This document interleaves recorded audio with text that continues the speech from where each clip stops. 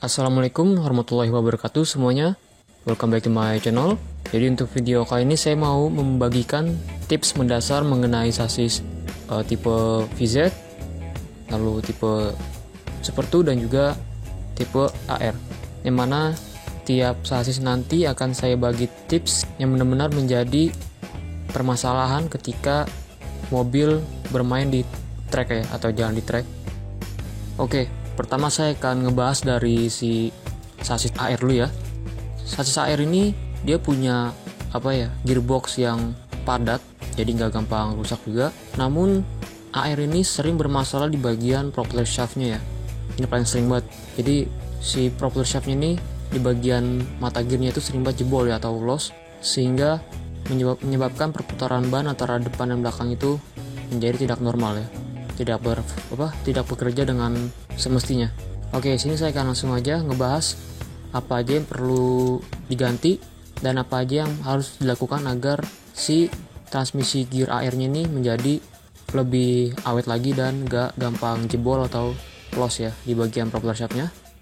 Untuk membuat si propeller shaft-nya ini atau si gear gardan-nya ini gak gampang jebol atau loss, ini harus kita buat jadi lebih padat lagi ya propeller shaft-nya ini.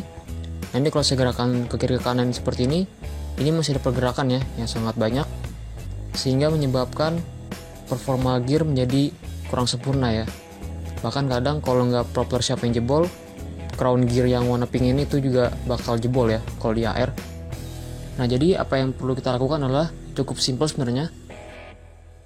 Kita hanya perlu mengganti propeller shaft yang biasa ini dengan menggunakan propeller shaft yang hollow stainless steel ya, yang bermata gear hijau seperti ini, yang mana pada bagian tengah besi propeller shaftnya ini tuh dia bolong ya, sesuai dengan namanya hollow.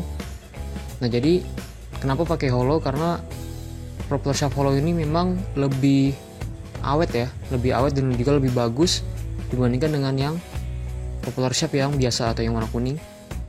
Selain mengganti propeller shaft yang biasa dengan yang hollow stainless steel, kita juga perlu melakukan penyesuaian mata gear seperti ini ya. Jadi kalau belum punya propeller shaft yang hollow, kita bisa melakukan penyesuaian menggunakan propeller shaft yang biasa seperti ini dengan cara diketuk-ketuk secara perlahan ya, sampai mendapatkan posisi propeller shaft yang pas seperti ini, yang mana pergerakannya itu tidak terlalu banyak ya antara ke kiri dan ke kanan. Tapi kenapa tadi saya ngetok propeller shaft-nya yang biasa ya, yang warna kuning? Itu karena kalau propeller shaft stainless steel-nya ini itu sudah saya posisikan dengan benar, sehingga saya menyentuhkan penyesuaian propeller shaft itu dengan menggunakan propeller yang biasa. Jadi intinya untuk sasis AR ini itu cukup mengganti propeller shaft dengan yang hollow stainless steel, dan kemudian dilakukan penyesuaian peletakan si propeller shaft gearnya ini agar pergerakannya itu tidak terlalu banyak ya, atau dibuat menjadi lebih padat lagi seperti itu. Tips kedua ini akan saya bahas di sasis Super 2 ya, yang mana Super 2 ini dia sering bermasalah pada bagian gearbox depannya itu ya, yang mana pada gearbox depan itu dia sering patah, retak, dan bahkan bisa jebol ya. Ini bagian sini, ini sering banget retak seperti ini ya. Contohnya, ini karena saya main street jadi agak brutal ya medan bermainnya.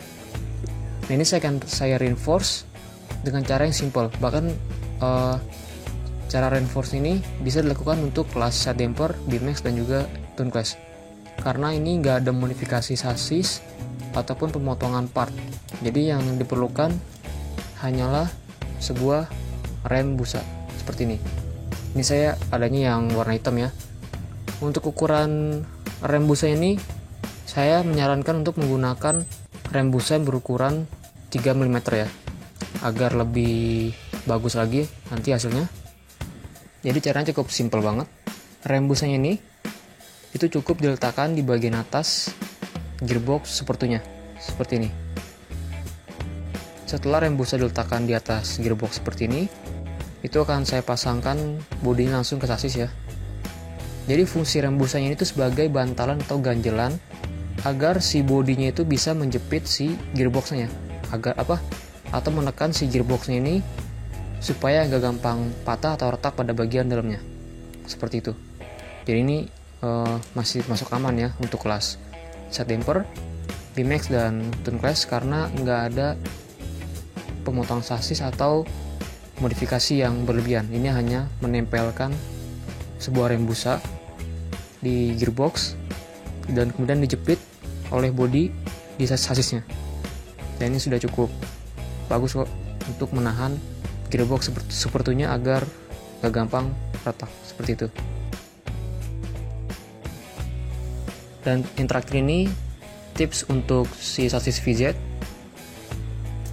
Sasis VZ ini dia paling sering bermasalah pada bagian derajat roller depannya, sama seperti kakaknya ya, yaitu si VS sasis, yang mana sama-sama bermasalah di bagian derajat rollernya. Yang mana derajat roller VZ ini tuh perlu ditambahkan ya, agar tidak terjadinya minus derajat atau minus angle. Nah ini walaupun sudah saya tambahkan derajat roller pada bagian depan di sasis VZ ini, itu masih tetap ada sedikit ya minus angle-nya. Dan kemudian untuk FRP yang saya sarankan untuk pada bagian depan sasis VZ ini, itu bisa menggunakan FRP yang ini ya, rear FRP untuk VZ atau yang AR.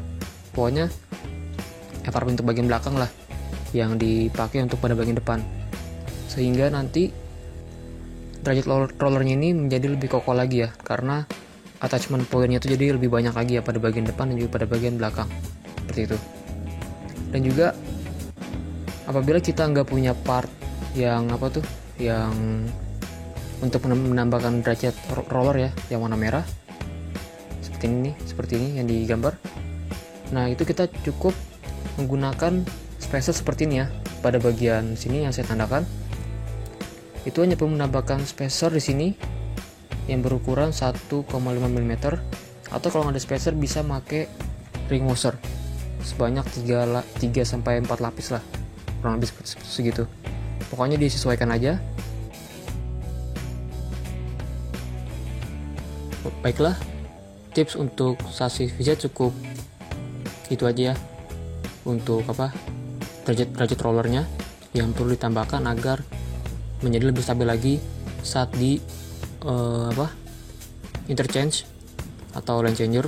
Itu agar lebih aman lagi, caranya kita perlu menambahkan derajat roller atau menggunakan roller yang memakai ring karet ya, agar lebih aman seperti itu. Baiklah, saya rasa cukup sekian untuk video saya hari ini. Terima kasih untuk kalian yang sudah memberikan saya inspirasi mengenai tips dan juga ilmu-ilmu mengenai Min 4WD yang gak bisa saya sebutkan namanya satu persatu. Terima kasih banyak. Apabila ada kesalahan, mohon dikoreksi dan diluruskan. Oke, sampai jumpa di video selanjutnya. See you and bye-bye.